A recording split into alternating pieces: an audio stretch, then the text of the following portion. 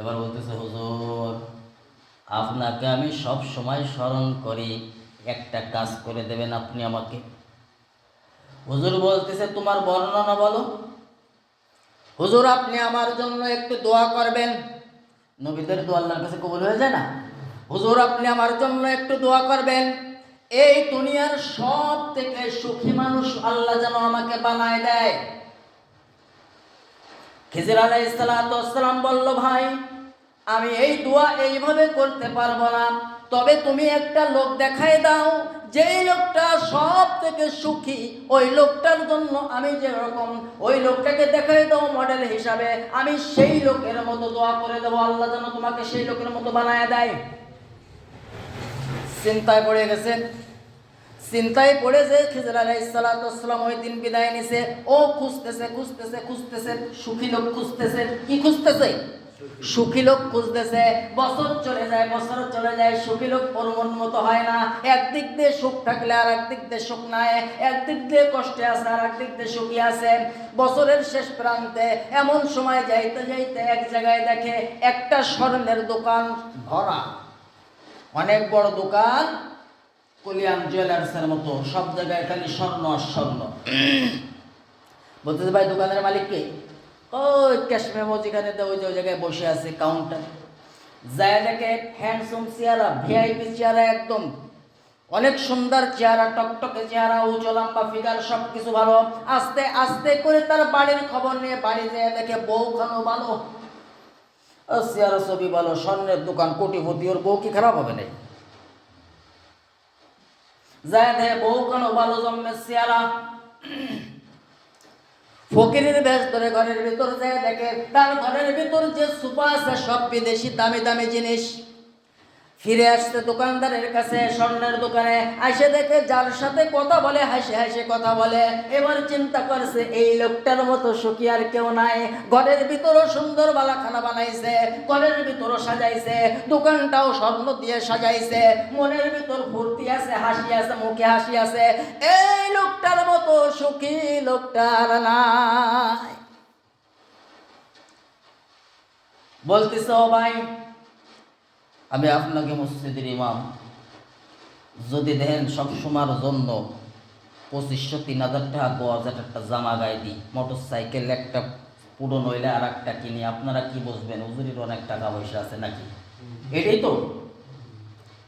ওই লোকটা চিন্তা করেছে এর মতো সুখী লোক নাই। বলতেছে, ও ভাই আপনার কাছে আমার একটু কথা। বলেন। আমি খিজির আলাইহিস সালাতু ওয়াস সালামকে বলেছিলাম, ভাই খিজির, ও খিজির আমার জন্য একটু দোয়া করো, আল্লাহ যেন আমাকে সব থেকে সুখী মানুষ বানায় দেয়। খিজির আলাইহিস সালাতু ওয়াস সালাম আমাকে শর্ত দিয়েছিল, দুনিয়ার ভিতর তুমি খুঁজে দেখো যে সুখী লোক হবে তার মতো আমি তোমাকে দোয়া করে দেব, আল্লাহ তোমাকে তার মতো সুখী বানায় দেবে। ও ভাই আমার দুই চোখে দেখতেছি তোমার থেকে সুখী লোক আমি আর খুঁজে পাই না,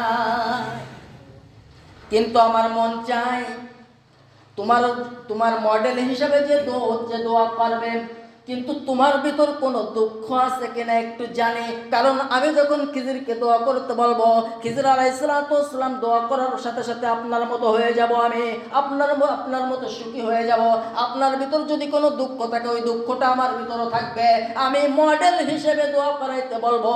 ও বন্ধু একটু, ও খিজির আলাইহিস সালাতু ওয়াস সালামকে বলতেছেন, আপনার ভিতরে যদি যে মর্তবা যে বর্ণনা দিতে বলেছেন ওই বর্ণনাটা একটু আপনি বিশ্লেষণ করে বুঝাই দেন, কোনো দুঃখ কষ্ট আছে কিনা। ওই লোকটা বলতেছে, বন্ধু রে এই দুনিয়ার ভিতর কি আমাকে সব থেকে সুখী দেখতেছো তুমি? কয় হ্যাঁ, আমি একটা বছর ধরে ঘুরতেছে সুখী দেখি না। আশরাফ আলী থানভী রহমতুল্লাহ আলাইহি কিতাবের ভিতর লেখছে, সেই ঘটনা বর্ণনা করতেছি। সুখী লোক দেখি না। ও বন্ধু আমি যে সুখী ছিলাম এটা সত্য কথা, কিন্তু এখন নাই। আপনি যে হাসেন, কয় হাসি কাস্টমার ঠেকানোর জন্য। কয় আপনার ঘরের মধ্যে সব কিছু আছে? সব আছে, আমার বউখানো অনেক সুন্দর। কয় তাও তো দেখছি, ছেলে সন্তান মেয়ে সন্তান যা আছে খুব সুন্দর, ফুটফুটে পরীর বাচ্চার মতো। কয় সেগুলো দেখা শেষ, কষ্ট কোন জায়গায় ওইটুকু একটু বলেন। ও বন্ধু আমার স্ত্রীকে আমি অনেক ভালোবাসি, আমার স্ত্রীকেও আমাকে অনেক ভালোবাসে।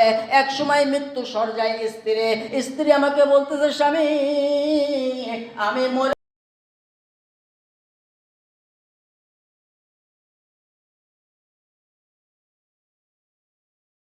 এবার বলতেছে, হুজুর আপনাকে আমি সব সময় স্মরণ করি, একটা কাজ করে দেবেন আপনি আমাকে। হুজুর বলতেছে, তোমার বর্ণনা বলো। হুজুর আপনি আমার জন্য একটু দোয়া করবেন। নবীদের দোয়া আল্লাহর কাছে কবুল হয়ে যায় না? হুজুর আপনি আমার জন্য একটু দোয়া করবেন, এই দুনিয়ার সব থেকে সুখী মানুষ আল্লাহ যেন আমাকে বানায় দেয়। খিজির আলাইহিস সালাতু ওয়াস সালাম বলল, ভাই আমি এই দোয়া এইভাবে করতে পারবো না, তবে তুমি একটা লোক দেখাই দাও, যেই লোকটা সব থেকে সুখী, ওই লোকটার জন্য আমি যেরকম, ওই লোকটাকে দেখাই দাও মডেল হিসাবে, আমি সেই লোকের মতো দোয়া করে দেবো, আল্লাহ যেন তোমাকে সেই লোকের মতো বানায় দেয়। চিন্তায় পড়ে গেছে। চিন্তায় পড়ে যে খিজির আলাইহিস সালাতু ওয়াস সালাম ওই দিন বিদায় নিছে। ও খুঁজতেছে সুখী লোক খুঁজতেছে। কি খুঁজতেছে? সুখী লোক খুঁজতেছে। বছর চলে যায়, সুখী লোক মন মতো হয় না। একদিক দিয়ে সুখ থাকলে আর একদিক দিয়ে সুখ নাই, একদিক দিয়ে কষ্টে আছে আর একদিক দিয়ে সুখী আছে। বছরের শেষ প্রান্তে এমন সময় যাইতে এক জায়গায় দেখে একটা স্বর্ণের দোকান ভরা, অনেক বড় দোকান, কলিয়াম জুয়েলার্সের মতো, সব জায়গায় খালি স্বর্ণ আর স্বর্ণ। বলতেছে, ভাই দোকানের মালিক কে? ওই ক্যাশ মেমো যেখানে ওই জায়গায় বসে আছে কাউন্টার। যায় দেখে হ্যান্ডসম চেহারা, ভিআইপি চেহারা, একদম অনেক সুন্দর চেহারা, টকটকে চেহারা, উঁচু লম্বা ফিগার, সব কিছু ভালো। আস্তে আস্তে করে তার বাড়ির খবর নিয়ে বাড়ি যেয়ে দেখে বউখানো ভালো, চেহারা ছবি ভালো, স্বর্ণের দোকান, কোটিপতি, ওর বউ কি খারাপ হবে না? যায় দেখে বউখানো ভালো, জন্মের চেহারা। ফকিরের বেশ ধরে ঘরের ভিতর যায় দেখে তার ঘরের ভিতর যে সোফা আছে সব বিদেশি দামি দামি জিনিস। ফিরে আসছে দোকানদারের কাছে, স্বর্ণের দোকানে আসে দেখে যার সাথে কথা বলে হাসে হাসে কথা বলে। এবার চিন্তা করছে, এই লোকটার মতো সুখী আর কেউ নাই। ঘরের ভিতরও সুন্দর বালাখানা বানাইছে, ঘরের ভিতরও সাজাইছে, দোকানটাও স্বর্ণ দিয়ে সাজাইছে, মনের ভিতর ফুর্তি আছে, হাসি আছে, মুখে হাসি আছে। এই লোকটার মতো সুখী লোকটার নাই। বলতেছে, ও ভাই আমি আপনাকে মসজিদের ইমাম, যদি দেখেন সবসময়ের জন্য 2500 3000 টাকা 2000 একটা জামা গায়ে দিই, মোটর সাইকেল একটা পুরো নইলে আর একটা কিনি, আপনারা কি বুঝবেন? হুজুরির অনেক টাকা পয়সা আছে নাকি? এটাই তো। ওই লোকটা চিন্তা করেছে এর মতো সুখী লোক নাই। বলতেছে, ও ভাই আপনার কাছে আমার একটু কথা। বলেন। আমি খিজির আলাইহিস সালাতু ওয়াস সালামকে বলেছিলাম, ভাই খিজির, ও খিজির আমার জন্য একটু দোয়া করো, আল্লাহ যেন আমাকে সব থেকে সুখী মানুষ বানায় দেয়।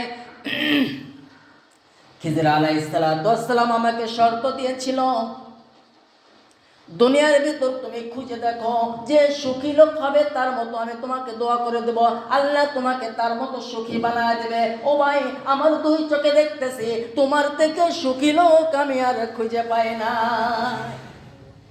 কিন্তু আমার মন চাই তোমার মডেল হিসাবে যে দোয়া পারবে, কিন্তু তোমার ভিতর কোনো দুঃখ আছে কিনা একটু জানি। কারণ আমি যখন খিজিরকে দোয়া করতে বলবো, খিজির আলাইহিস সালাতু ওয়াস সালাম দোয়া করার সাথে সাথে আপনার মতো হয়ে যাব, আমি আপনার মতো সুখী হয়ে যাব। আপনার ভিতর যদি কোনো দুঃখ থাকে ওই দুঃখটা আমার ভিতরও থাকবে, আমি মডেল হিসেবে দোয়া করাইতে বলবো।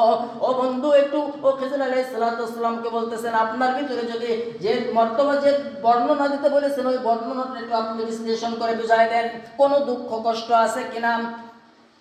ওই লোকটা বলতেছে, বন্ধু রে এই দুনিয়ার ভিতর কি আমাকে এই সব থেকে সুখী দেখতেছো তুমি? কয় হ্যাঁ, আমি একটা বছর ধরে ঘুরতেছে সুখী দেখি না। আশরাফ আলী থানভী রহমতুল্লাহ আলাইহি কিতাবের ভিতর লেখছে, সেই ঘটনা বর্ণনা করতেছি। সুখী লোক দেখি না। ও বন্ধু আমি যে সুখী ছিলাম এটা সত্য কথা, কিন্তু এখন নাই। আপনি যে হাসেন, কয় হাসি কাস্টমার ঠেকানোর জন্য। কয় আপনার ঘরের মধ্যে সব কিছু আছে, সব আছে, আমার বউখানো অনেক সুন্দর। কয় তাও তো দেখছি, ছেলে সন্তান মেয়ে সন্তান যে আছে খুব সুন্দর ফুটফুটে পরীর বাচ্চার মতো। কয় সেগুলো দেখা শেষ, কষ্ট কোন জায়গায় ওইটুকু একটু বলেন। ও বন্ধু, আমার স্ত্রীকে আমি অনেক ভালোবাসি, আমার স্ত্রীকেও আমাকে অনেক ভালোবাসে। এক সময় মৃত্যু সরজায় স্ত্রী আমাকে বলতেছে, স্বামী আমি মরে